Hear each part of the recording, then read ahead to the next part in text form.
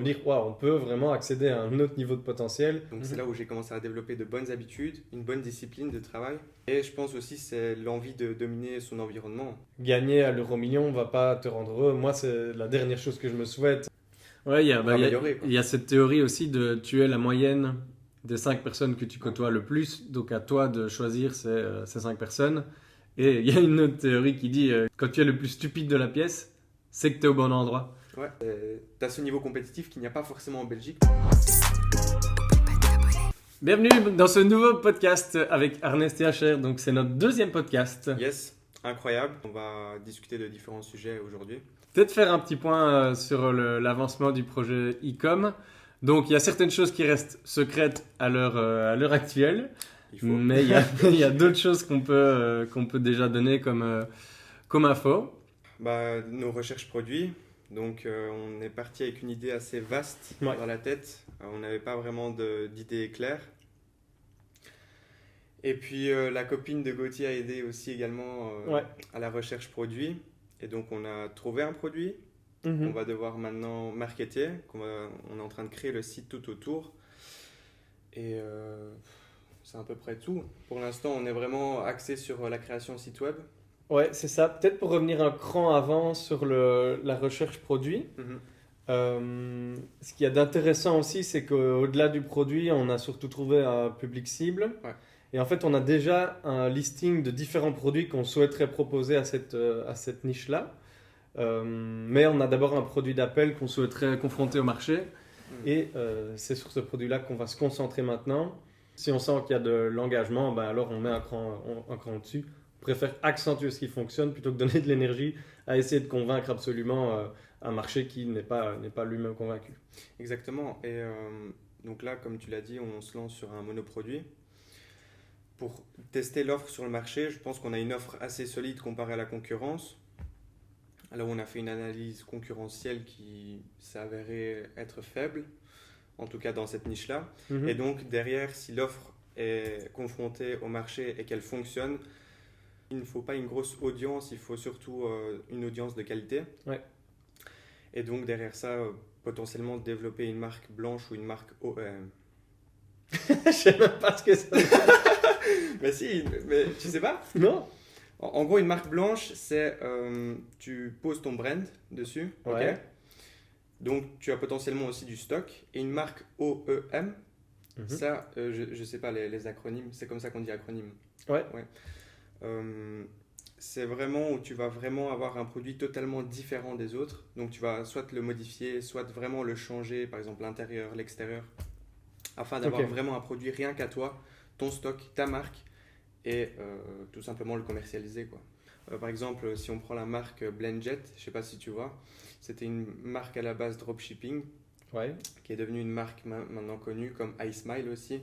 C'est les brosses à dents, tu vois, en silicone que tu mets comme ça, t'appuies et tu te brosses les dents et tu peux bouger comme ça brosse tout seul, entre guillemets. Et il y a eu pas mal d'influenceurs qui ont marketé ce produit.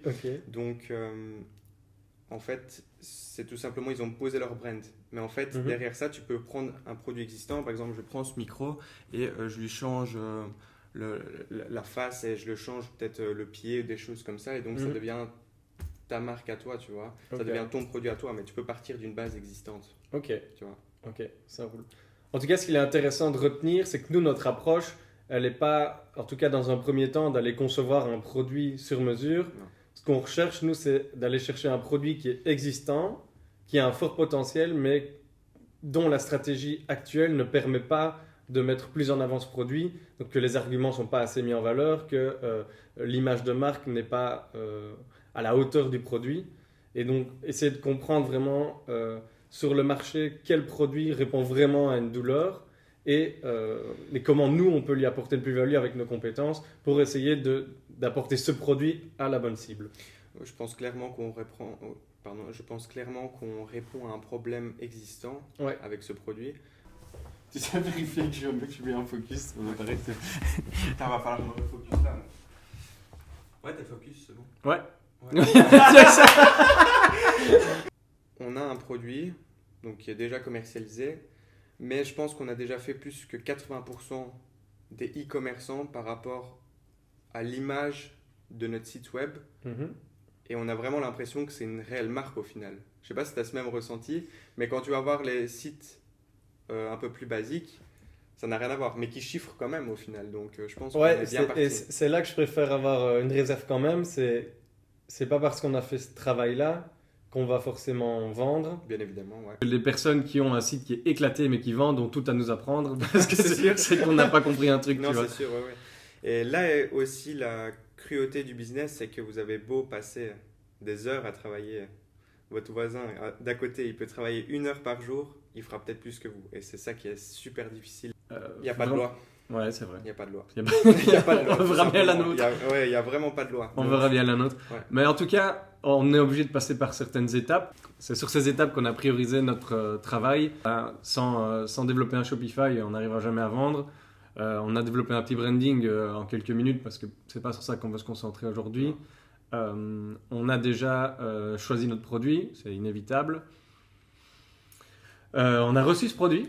On a reçu ce produit, au fait. Tu l'as reçu? Oui, je l'ai reçu. Incroyable. Je l'ai reçu.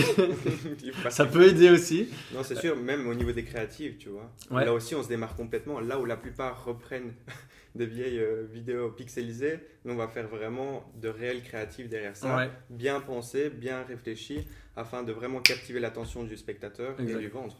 Donc ça va être un de nos prochains travaux, c'est vraiment de réaliser nos propres vidéos pour mettre en avant le produit.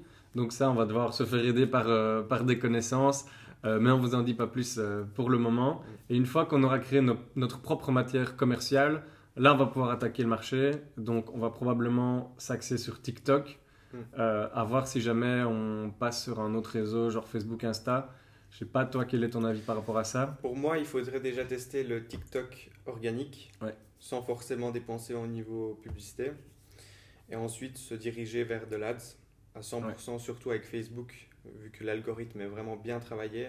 L'algorithme a énormément de données sur je pense même sans me tromper, des milliards d'utilisateurs. Mhm. Je pense qu'il y a plus d'1 milliard de... Sur Ou j'exagère peut-être, je sais pas. Sur TikTok? Non, sur Facebook. Je pense qu'il y a énormément de data. En Ouais, tout cas, ça c'est se compte probable. en millions de personnes facilement. On peut facilement cibler des personnes cibles, donc encore mieux pour le marketing qu'un organique qui lui est un peu plus aléatoire entre guillemets. Oui et non, parce que nous, ce qu'on va faire, la stratégie, c'est d'envoyer dans TikTok plusieurs vidéos, repérer celles qui fonctionnent le mieux de manière organique et de reprendre cette vidéo-là et de dire, OK, celle-là, elle fonctionne bien en organique, on va l'exploiter en payant. On va pas prendre une vidéo qui marche pas en disant on va donner de l'argent dessus, peut-être qu'elle va mieux marcher. On va prendre celle qui marche en organique et on va exploiter son plein potentiel en donnant une enveloppe budgétaire à cette vidéo-là pour pouvoir atteindre un plus grand nombre de personnes. Et c'est à ce moment-là, selon moi, qu'on aura des vrais résultats et qu'on pourra vraiment convertir des gens sur la plateforme. Attention, ce qui marche sur une plateforme publicitaire ne va pas forcément fonctionner sur l'autre.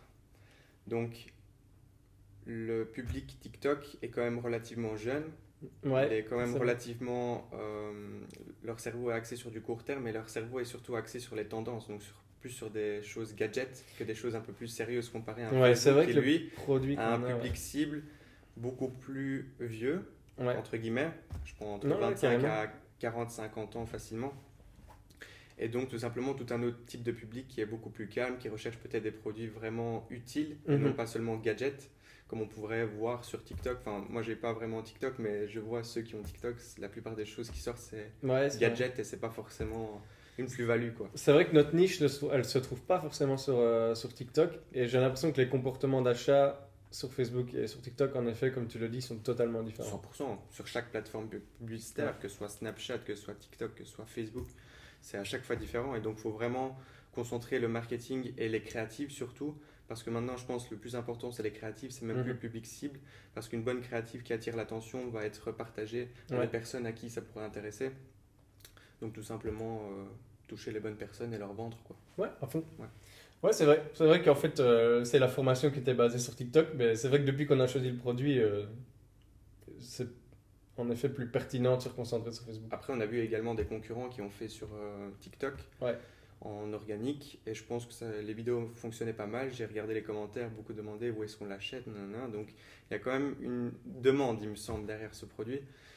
Et il manque plus Ouais, qu'à il le faudra marketer. tester. De toute façon, Ouais. tant que la créative est créée pour Facebook, ben, autant la dupliquer et autant tester le marché Ouais. sur différentes plateformes pour au moins qu'on ait notre propre avis sur cette question-là, Ouais. qu'on ait notre propre retour. C'est vrai qu'avoir des avis à chaud, c'est bien, mais c'est quand même le marché qui décide au final. Donc, C'est toujours le marché qui décide. C'est ni toi ni moi, ni Apple, c'est le marché qui décide. Donc Mhm. voilà. Ok, voilà, bah, je pense que c'est bien pour le petit point E-com, e-com, ouais. yes. Parlons. On va rester dans le business quand même, non? On adore le business. On peut parler de ce qui nous amène à faire du business. Ouais. Moi, c'est quelque chose qui me drive vraiment de Mhm. plus en plus. Et j'ai l'impression que je me sens beaucoup mieux dans ma peau quand j'ai des objectifs hyper précis dans le business. Moi, c'est d'une manière progressive, cette envie de créer des choses, cette envie de créer du contenu, cette envie de créer des entreprises, cette envie d'apprendre en fait énormément de choses autour du business. Ouais. Ça a démarré d'un livre de base qui est le Miracle Morning, Ok. qui a vraiment été un déclic pour moi et où je me suis dit, en fait, enfin, c'était même pas au niveau du business, c'était au niveau du développement personnel, de me dire, waouh, on peut vraiment accéder à un autre niveau de potentiel. Et c'est là qu'en fait, mentalement, je me suis ouvert plus de portes. Toi, tu as eu un déclic comme ça, parce que moi, c'est arrivé genre il y a 3 ans, donc j'avais 27 piges. Et toi, tu es encore loin de ces 27 ans-là, mais tu es déjà beaucoup plus orienté, je veux dire, développement personnel, Ouais. que moi je l'étais à cet âge-là. Ouais, ouais. Bah, clairement, et en fait, j'ai remarqué que très tôt, donc comme on a déjà discuté vers 14-15 ans, mais ça a démarré au final beaucoup plus tôt que ça, même vers mes 13 ans, Ok.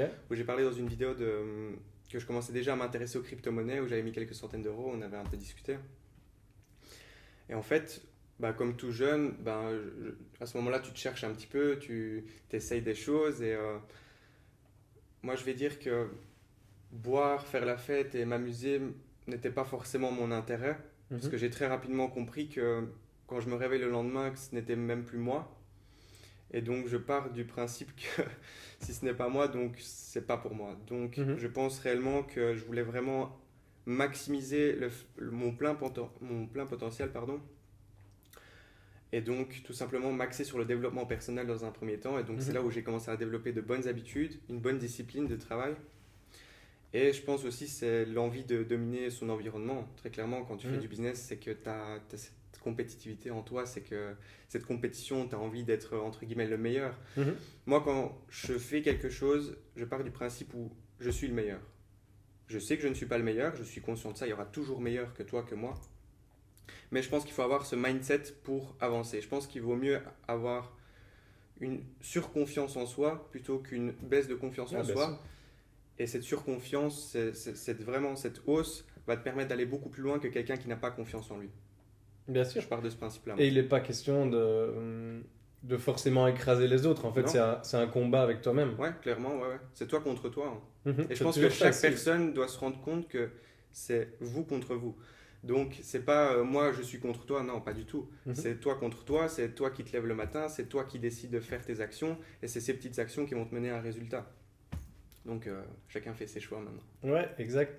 Et il n'y a pas de résultat, à court terme, malheureusement. Ah, non.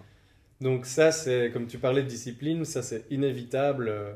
C'est un travail quotidien. Moi, je suis en train de lancer plein de trucs pour le moment. Et je sais déjà que je vais devoir cravacher, je vais devoir tenir le coup sur le long terme. Là, c'est vraiment 7 jours sur 7, tous les soirs. Parce que c'est en plus du boulot, évidemment. Donc, Tu as acheté un appartement. ouais, donc rénover l'appartement, filmer la réno, faire le montage, faire le podcast. Donc là, on est dimanche, c'est Noël, on fait un podcast. Il va falloir le monter, il faut faire les miniatures, il faut faire les shorts, il faut le faire sur toutes les plateformes. Ça prend un temps fou. Je pense que ça peut être intéressant que tu nous parles un peu de ton investissement appart. De l'argent qui dort, pour moi, c'est de l'argent que je ne mérite pas. L'argent que j'ai réussi à gagner par la force du travail, il doit être absolument réinvesti dans des investissements qui vont me servir plus tard à me créer plus de liberté. Des actifs. Des actifs, ouais. Voilà, évidemment, il faut accepter aussi parfois de de se faire plaisir, il ne faut pas vivre comme un ermite. Comme un rat, quoi. Ouais, voilà. Je pense qu'il ne faut pas vivre comme un rat. Par contre, il faut choisir ses dépenses. Et ça, je suis intransigeant là-dessus. Une dépense utile, ça a 1000 fois plus de valeur qu'une dépense pour un plaisir éphémère. À fond. De plus en plus, je réfléchis à ce modèle-là, à vraiment convertir l'argent que je gagne en actifs. Et je suis carrément convaincu que ça pourra être bénéfique pour moi plus tard. Et même déjà, en fait, à moyen terme. Donc, l'immobilier, pour moi, le long terme, c'est le top du top. Après, il y a 1 million de manières d'investir son argent. J'ai encore appris une manière hier de le faire, c'est dans les droits musicaux. Ça, j'ai regardé une vidéo là-dessus. Moi, je ne m'y connais pas du tout, donc je préfère pas m'avancer là-dessus. Par contre, c'est un modèle qui est accessible à tout le monde pour les passionnés de musique. Et, c'est quoi le concept? Le concept, c'est qu'en fait, tu puisses acheter totalement les droits d'une musique. En fait, les artistes sont ouverts à la revente de leurs droits. Je prends l'exemple d'un gars hier, c'est un Français qui a racheté les droits musicaux de Wrecking Ball de Miley. Mais les barrières à l'entrée sont grosses parce que le coût est élevé. Alors le coût, il est pas super élevé. Je te dis, il les a achetés pour $37 000, je pense. Mais bon, c'est quand même une musique, tu vois. Ok, mais tu vois ce que je veux dire, c'est quand même une barrière à l'entrée pour beaucoup. Ouais, c'est pas... Après, lui, il avait les moyens d'acheter les droits genre cash. Ok, ouais. Avec la technologie de la blockchain. Donc c'est des formules qui sont totalement en ligne. En fait, la blockchain permet justement de morceler tous ces droits et dire, bah, si moi je veux acheter 10% des droits de Wrecking Ball, je peux aussi, et j'ai cette propriété. Ok.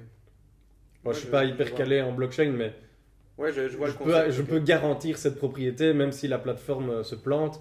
Je sais que je conserve une partie des droits, donc il y a une protection à ce niveau-là. Et il y a aussi cet avantage de pouvoir se diviser des parts. Ok, donc il n'a aucun travail à fournir derrière l'achat. Ouais, donc là, c'est en ligne, tu achètes tes droits, et puis donc c'est un passif. tu croises les doigts. Quoi. Ok. Enfin, passif dans le sens, t'as pas... Ouais, c'est un actif passif. Quoi. C'est un actif passif, ouais, c'est ça. Donc c'est de l'argent investi, mais au final, tu n'as pas à consacrer du temps afin de le faire tourner. Quoi. Bon, ça, c'est typiquement caractéristique de moi, c'est que je me suis totalement écarté de ce que je voulais expliquer à la base. Non, c'est pas grave. J'ai acheté un appart parce que je crois fermement à l'immobilier. Il a déjà fait ses preuves dans le passé et moi, je continuerai à croire dans l'immobilier dans le futur. Ce n'est pas les seuls investissements que je veux faire. J'ai un peu de crypto et je suis ouvert aussi à d'autres investissements dans le futur. Mais là, à l'heure actuelle, je me concentre sur l'immobilier. Donc, j'ai acheté un appartement à Liège. Et je me dis, quitte à acheter un appartement, je me dis, je vais aussi filmer les travaux. Donc là, pour le moment, on vlog avec ma copine sur les travaux. Et on se marre super bien. Et donc, il y a une raison pourquoi Liège? Moi, Liège, c'est ma ville de cœur. Et en fait, l'immobilier, il se porte super bien à Liège. Après, voilà, moi, je n'ai pas analysé le marché wallon dans son ensemble. Après, ce que je cherchais, moi, absolument, c'était un appartement avec des travaux, donc qui était dévalué parce que la salle de bain était éclatée ou la cuisine était à refaire. Ça, il n'y a rien à faire. C'est à Liège qu'on trouve le plus d'opportunités. Après, c'est aussi à Liège qu'on a le plus de concurrence parce que tout le monde s'attaque à une ville où c'est plus facile d'acheter, où il y a le plus d'opportunités. S'il y a plus d'opportunités, il y a souvent plus d'investisseurs. Non, c'est sûr. Et donc voilà, c'est cool. En tout cas, on est super contents. On a bien négocié le prix d'achat. Là, on a commencé les travaux. On a fait le deuxième vlog. Et on se réjouit de continuer, on se réjouit d'avancer. Ouais. À mon avis, on en a pour quelques mois de travaux, à mon avis encore 4-5 mois. Puis on va pouvoir le louer. Et donc c'est assez chouette. Et dégager une plus-value. Après, le but, moi, c'est de le louer. Après, si je le revends rénové, je sais que je fais déjà une plus-value de 20-30 000. Quoi. Okay. Donc ça veut dire que sur 6 mois de temps, je pourrais faire une plus-value de 20-30 000, ce qui est assez cool, mais c'est pas ce que je recherche. Je peux faire le revendre dans 20 ans et faire une plus-value de malade, parce que l'immobilier va prendre de la valeur pendant 20 ans. Moi, je veux quelqu'un qui va payer mon appartement. Et voilà, c'est sur ça que je me concentre. Non, c'est sûr. Et j'ai discuté avec une... je sais pas comment est-ce que ça va, ces agences-là. Century 21, je sais pas si tu vois. Ouais, c'est chez eux que j'ai acheté, du coup. C'était l'agent. C'est avec eux, ok. Et donc, je pense que c'est un système de, comment est-ce qu'on appelle ça, comme le McDonald's de franchise. C'est possible. Et j'ai discuté avec une femme justement, et un peu de discussion immobilière, et elle me dit, là où c'est le plus rentable entre guillemets d'acheter, c'est vraiment ces villes comme Liège, Charleroi, Ouais, là ouais. où le mètre carré est beaucoup plus bas. Donc tu achètes un certain prix, mais le prix du loyer est égal aux autres villes. Donc Ouais, en fait, au final, tu achètes moins cher, donc ton crédit est plus bas. Donc ça veut dire que ton coût mensuel est plus bas, donc tu peux dégager une plus-value déjà en louant. Et donc en plus, si tu le rénoves, là, tu dégages une plus-value également sur le prix de vente, quoi. Moi, ma règle, c'était d'acheter pas trop loin de chez moi, donc Charleroi, ouais, c'est pas mon marché. Je sais je pense en tout cas qu'il y a des bons coups à faire à Charleroi, parce que probablement il n'y a pas 1 million de personnes qui veulent acheter à Charleroi. Non. Mais il y a de la demande, donc il y a de la demande. Et si le loyer. C'est un besoin fondamental, c'est oui, se c'est loger, c'est ouais. un besoin. Exact. L'immobilier, il commence à devenir vraiment trop cher pour les gens. Okay. Et je pense qu'il y a un dérèglement qui se fait. Tu penses qu'il y aura beaucoup plus de personnes qui vont louer qu'acheter? Ben, ça dépend de plusieurs facteurs. Là, je pense que les taux bancaires, là maintenant, il y a une régulation qui se fait et je pense que dans les prochains mois, on va continuer à baisser. Je sais pas. En fait, je suis mitigé parce que je reste aussi convaincu que la plupart des gens ne sont pas assez bien renseignés pour, par exemple, avoir leur première acquisition. Ouais. Mon appartement, moi, j'ai eu besoin de 10 000 euros pour l'acheter. Frais de notaire. La somme théorique, c'est genre 20 000. J'ai une petite idée en tête de comment je peux réduire cette somme. J'étais censé mettre 25 000 euros supplémentaires pour...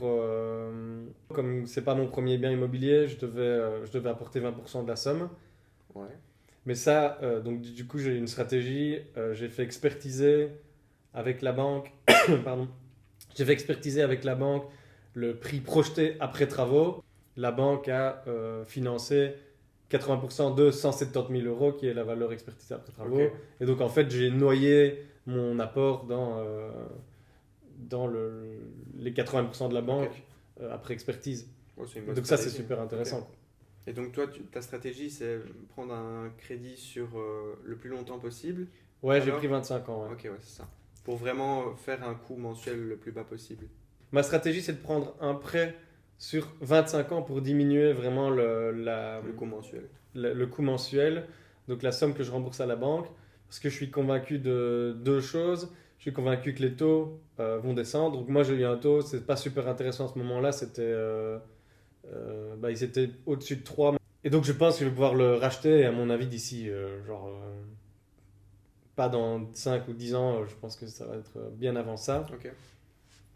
Et donc ça va être intéressant parce que voilà, là je rembourse le minimum, mais je ne calcule pas sur 25 ans parce que je sais que je vais racheter mon prêt, quoi. Ok. Et la deuxième raison pour laquelle j'ai pris 25 ans, c'est qu'il n'y a pas du tout de deuxième raison en fait. Ok, ouais, je vois la stratégie, c'est intéressant. Toi, t'es un... Ah non, tu loues la bonne porte. Ouais, donc nous là, pour l'instant, on est locataire. Ouais. Je parle bien pour le commerce. Hein. Nous, on est propriétaires sinon de la maison, mes parents. Ouais, ok. Ouais, on est locataire, donc on a acheté le fonds de commerce. Ok. Donc on en a eu en tout pour à peu près plus de 150 000 euros. Donc le bâtiment leur appartient toujours. Le but, bien évidemment, par après, ce serait de racheter le bâtiment. Il y a 6 appartements au-dessus. Il y a 6 appartements? Ah ouais. 6 appartements, ouais. Donc je pense qu'on peut appeler ça un immeuble de rapport. Ouais, en plus, ici à Marche, ce serait le top du top, quoi. Ouais, ce serait top. Et donc ce serait vraiment intéressant, oui. Et est-ce que eux sont ouverts à l'idée de revendre appartement par appartement? Non, revendre tout court le bâtiment. Et ils préfèrent revendre tout d'un coup. Ouais. Ils lâcheront pas un appart à la fois. Et bien évidemment, nous on est prioritaire parce qu'on est locataire là. Et donc voilà. Donc là, il faut que ça tourne, quoi. Il faut que ça tourne, ouais. Et donc le but, ce serait racheter avec la société, quoi. En privé, c'est compliqué. Hein. Même pour un gars qui gagne 5 000 en privé, je pense que c'est complexe. Demander déjà posé un gros billet, après, je pense que il y a quand même des garanties locatives en soi pour la banque. Donc en soi, est-ce qu'elle demanderait des grosses sommes d'apport? Je pense pas. Parce que je pense que ça couvre une grosse partie du crédit si tu prends... Tu dois mettre un petit billet sur la table, bien évidemment, mais je veux dire, il y a moyen de négocier plus facilement avec la banque que par exemple s'il n'y avait pas d'appartement en location, quoi. Ah Sachant que tout est non, loué, oui, c'est ça. t'arrives, tout est déjà fait, tu vois. Ouais, s'il n'y a pas de travaux, si tout est déjà loué. La banque est open. Ouais, à fond. Est-ce que t'as, toi, je vois beaucoup de youtubeurs, c'est beaucoup de youtubeurs business qui parlent de ça. C'est en gros, ils expliquent qu'il n'y a pas grand monde qui remet en question le pays dans lequel tu vis. Mhm. Enfin, de manière générale, les gens ne remettent pas forcément en question le pays dans lequel ils vivent, Ouais. alors que c'est pas forcément un pays qui est en accord avec leurs ambitions, en accord avec leurs valeurs. Et du coup, il y a beaucoup d'entrepreneurs business qui, justement, voyagent beaucoup pour essayer de trouver le pays qui leur correspond le mieux. Est-ce que toi, c'est quelque chose qui te parle? Ou genre la Belgique, c'est bien Non, c'est un truc qui me parle à fond. Pour moi, s'il y a un business qui tourne à plus de 100K de bénéfices par an, il faut déjà s'expatrier. Moi, je pars de ce principe-là. Les impôts en Belgique, moi, ça me dégoûte. Mais c'est bien les impôts, ça te permet de... Non, ça me dégoûte. Non, ah ouais, ça me dégoûte. Ah ouais, ça me dégoûte. Ok. Que ce soit juste les impôts ou les taxes, la TVA, tout. Ouais, on se fait sucrer de ouf. Non, c'est grave. Tu te verses un salaire, tu payes x2, faut arrêter les conneries au bout d'un moment. Tu veux avoir des salariés, tu peux pas développer. Parce que le gars, il te coûte plus cher que ce qu'il va te rapporter. Non, tu vois. Clairement pas. Et pour moi, si je devais partir dans un pays, ce serait, je sais pas, je n'ai jamais été, mais l'objectif, ce serait vraiment aller à Dubaï. Ok. Et vraiment pour la fiscalité et même pour le confort de vie. Parce que je suis pas mal de personnes qui font des vlogs, pas forcément business, mais qui parlent un peu de la vie en général, etc. Ouais. Après, ils disent ce qu'ils veulent dire aussi, mais je pense que voilà, le but est d'être honnête aussi un minimum. Ce serait vraiment Dubaï. Première raison, fiscalité. Deuxième raison, c'est le confort de vie, quoi. Ouais, bah, je suis assez d'accord avec toi. Moi, Dubaï, jusqu'à genre il y a quelques mois, je m'étais jamais vraiment renseigné et j'en avais cet écho de genre le désastre écologique, Okay, bien que ça le soit. Hein, dans ça tous l'est, les ouais. cas. C'est sûr. J'ai appris par l'intermédiaire de youtubeurs à apprendre plus de choses sur Dubaï. Et en fait, il y a beaucoup de choses qui sont aussi très bien. Et c'est vrai que quand on entend parler de Dubaï, c'est soit très bien, soit très mal. Ouais, c'est vrai. Et donc, il n'y a pas de... C'est un peu à chacun, je pense, de se faire son propre avis. Mais moi, voilà, j'étais un peu anti-Dubaï par définition pour l'aspect écologique. Maintenant, je lui ferme pas la porte, en fait. J'aimerais bien aller voir ce que c'est vraiment. J'aimerais bien voir comment est la vie là-bas. Je sais pas ce que tu en penses, moi je connais pas super bien hein, Dubaï. Bah pour moi, des retours que j'ai eu, même des personnes qui ont été dans mon entourage, Ouais. c'est vraiment cet aspect sécurité aussi qui est à fond. Donc ça veut dire, imaginons demain, tu as une belle montre, une belle voiture. Enfin, je veux dire, on s'en fout quoi. Tout le monde en a une, on s'en fout, tu vois. Ouais, et mais je pense c'est des trucs de riches, ça. Ouais, ok, mais je veux dire, tu vas à Liège, tu vas à Bruxelles, tu te fais péter la gueule pour ta montre. Ou, Ouais, c'est pas faux. enfin, tu vois ce que je veux dire? Tu es sur riche ou pas. C'est vrai, alors que tu sors tranquillement. Ouais, t'as rien demandé. T'as rien demandé, ouais, c'est ça, clairement. Et cet aspect aussi, donc comme on l'a dit, confort de vie, cet aspect fiscalité. Par exemple, je pense qu'il y a une loi qui dit que tu ne peux pas rouler bourré, ok, ici aussi, mais je veux dire, là-bas, c'est vraiment hard. Je pense qu'ils te mettent même en prison pour ça. Je suis pas sûr, ça vérifier, mais je pense que c'est vraiment, voilà, Ouais, les après, règles sont établies, c'est juste, tu vois. Donc c'est bien pour ta sécurité, etc. Et puis je pense qu'il y a aussi ce niveau de compétitivité aussi. Parce qu'il y a beaucoup d'entrepreneurs, souvent des digital nomades. Et donc, ouais, c'est ça fait un peu cette compétition, tu vois. Tu as ce niveau compétitif qu'il n'y a pas forcément en Belgique, parce qu'en Belgique, il y a quand même cette fermeture d'esprit par rapport au business, à l'argent, tout court. Ouais, c'est un sujet méga tabou. Ouais. Et vous allez voir que dans ce podcast, on est relativement transparent par rapport à la thune. Parce qu'on trouve que ça devrait l'être. Ouais. Je vois pas de problème avec ça, en fait. Ouais, pour moi, c'est le nerf de la guerre. Tout le monde en gagne, tout le monde en dépense, tout le monde en investit.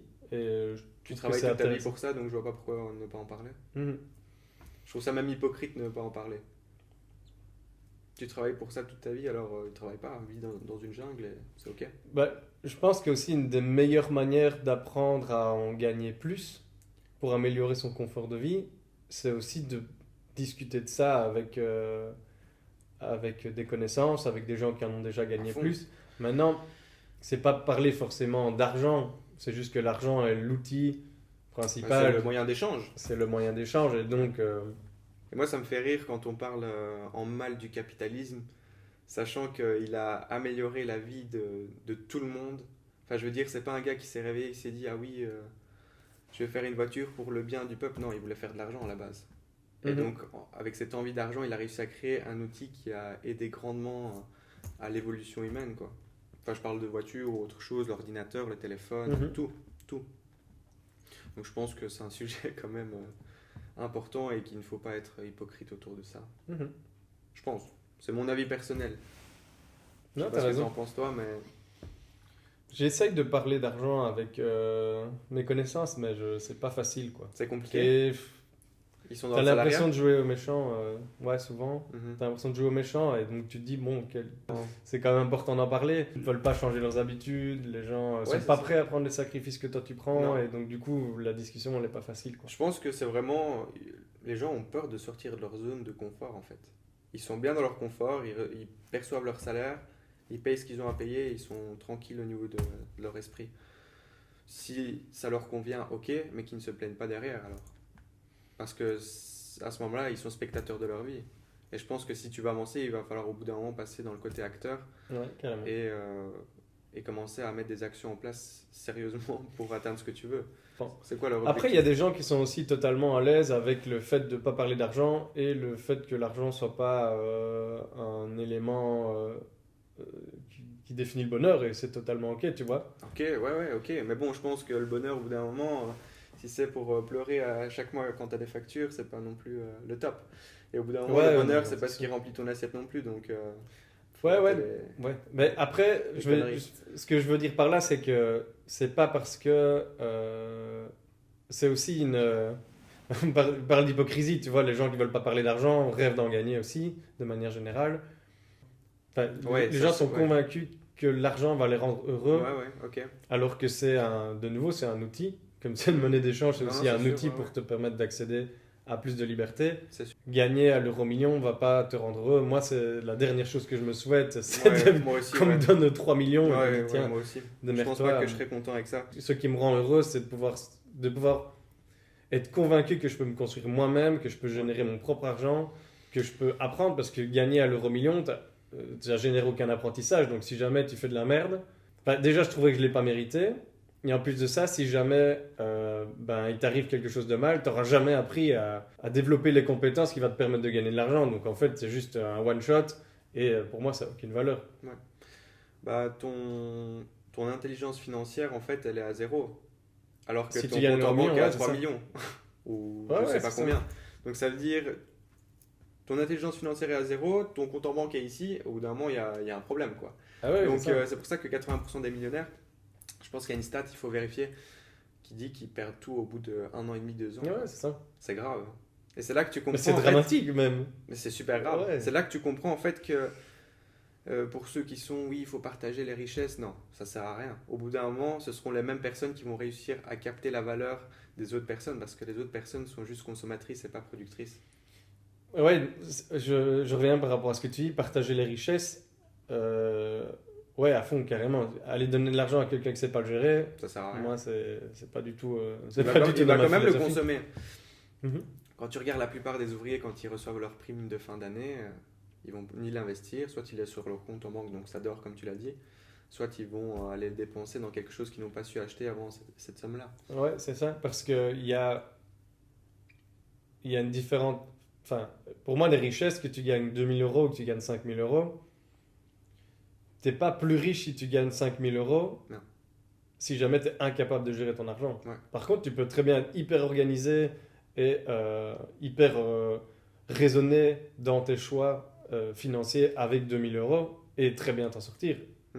Après, je dis pas gagner 2000 euros, ça te permettra difficilement d'accéder à une liberté financière conséquente. Ouais. Donc il faudra probablement mettre des actions supplémentaires en place.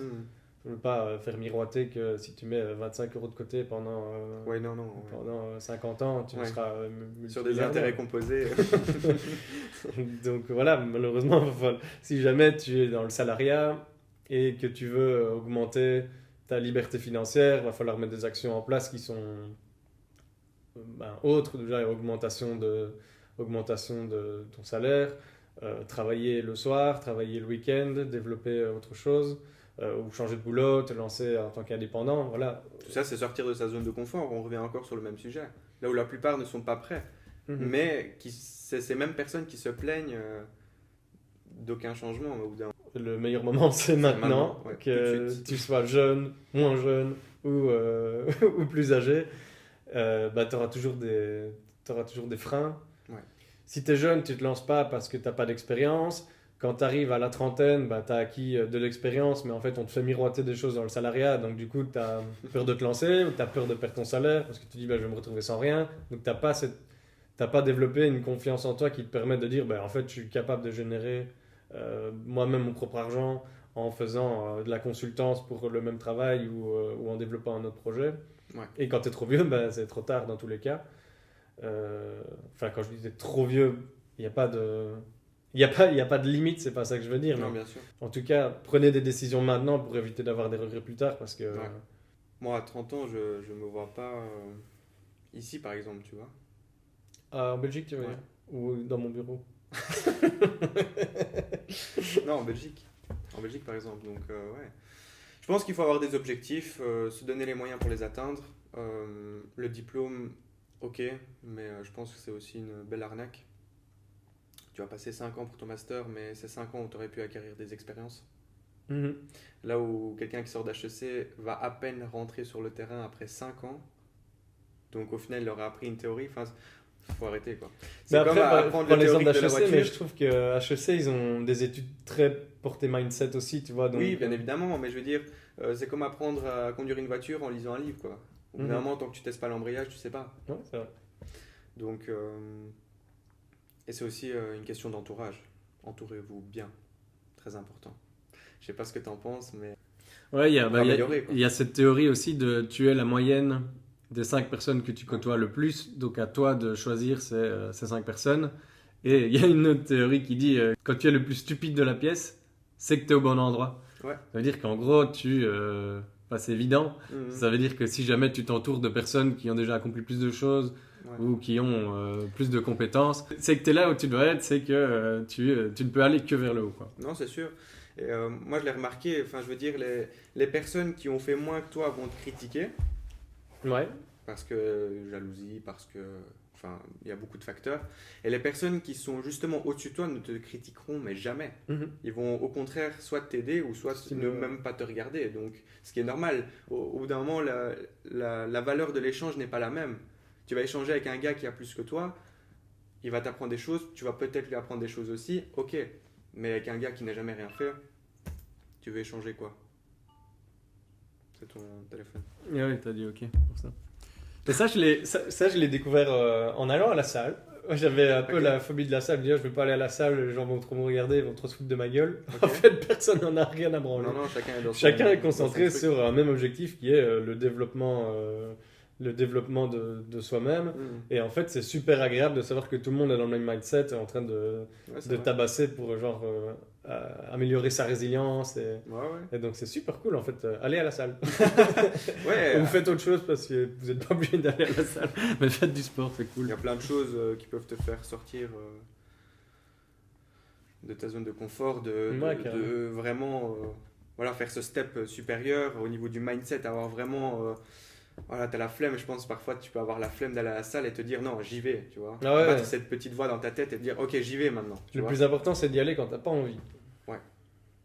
Donc faire ce que tu dois faire et pas faire ce que tu as envie de faire. Ouais, exact. C'est ça. Ben voilà, je pense on peut clôturer là-dessus. On peut close là-dessus, ouais. Allez, nickel. Eh ben, j'espère que cet épisode vous aura plu. On était avec Ernest THR et c'était Let's Go. Ciao. Ciao. Salut.